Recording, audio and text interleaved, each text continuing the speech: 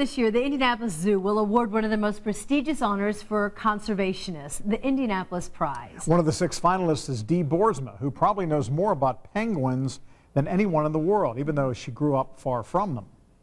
And so if she's pushing on it, when it's rolling across. Dee Boersma grew up in Michigan, where the only penguins live in a zoo.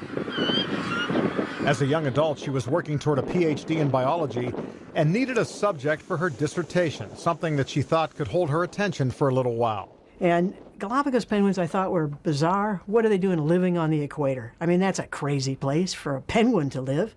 And so that's why I chose Galapagos penguins. So Galapagos penguins it was, and more than 30 years later, she is one of the world's foremost experts on the breed. They're different from any of the other species of penguins. All other penguins molt once a year. Galapagos penguins, twice a year.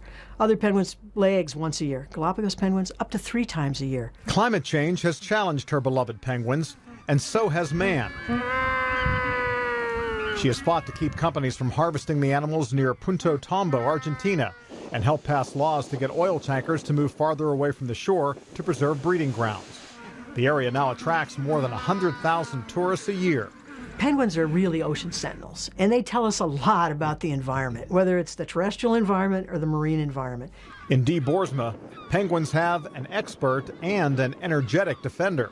It's unclear where Dee gets her enthusiasm from. It's just a fact of life. She is remarkably enthusiastic and restless.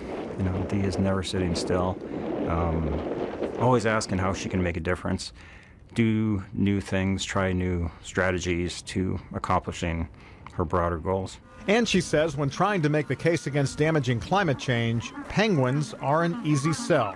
Most people have an affinity for penguins. I mean, I don't think it's any surprise that the biggest grossing documentary in all of history is March of the Penguins. Dee Boersma is on the faculty at the University of Washington, but she spends at least 3 months a year in the field. She's nearing 70 years old, but finding enough energy for field work is never a problem. And I want to check those nests. Then I know what's really going on. I want to see it. Seeing it is believing it for me. And those penguins give the energy back because I want to go see them. She's been tracking these sentinels of the ocean now for more than 3 decades.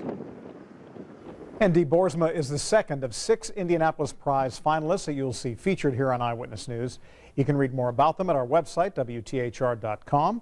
I'll put a link for you under Hot Topics. And we'll all find out later this summer who wins the award, which includes a $250,000 prize.